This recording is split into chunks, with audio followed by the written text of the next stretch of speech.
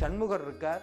அவரை பார்த்தோன்னே என்னென்னா கையெல்லாம் நடுங்க ஆரம்பிக்குது, உடம்பெல்லாம் ஒரு மாதிரி வித்தியாசமான உணர்வு. அது சொல்லவே முடியாதுங்க. அந்த உணர்வு வருது. இது பசி, தாகம், மயக்கம், காமம், வெகுடி, இது அத்தனைக்கு தாண்டி ஒரு உணர்வு. அது ஆன்மீகத்தில் மட்டும்தான் வரும். எதுக்காக நீ பிறந்தையோ அந்த இடத்துக்கு நீ வந்துட்டடான்னு சொல்லக்கூடிய அந்த உணர்வு வருது. இந்த ஒரு உதடு மட்டும் துடிக்குது. அப்படி ஒரு அழுக வருது.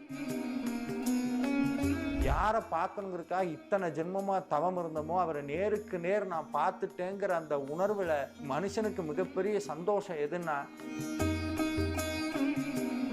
இது நாள் வரைக்கும் எங்கள் வீட்டில் மயில் நாங்கள் பார்த்ததே கிடையாது. கிட்டத்தட்ட 8 வருஷம் அந்த வீட்டில் இருக்கும். வச்சு அடுத்த ஒரு அரை மணி நேரம் கழித்து வெளியே வந்து பார்த்தா மயில் உட்கார்ந்துருக்குங்க. மயில் சாப்பிட ஆரம்பிச்சது. அப்போ தான் இந்த சத்ரு சம்ஹார திசையினுடைய பெருமை எனக்கு புரிஞ்சது.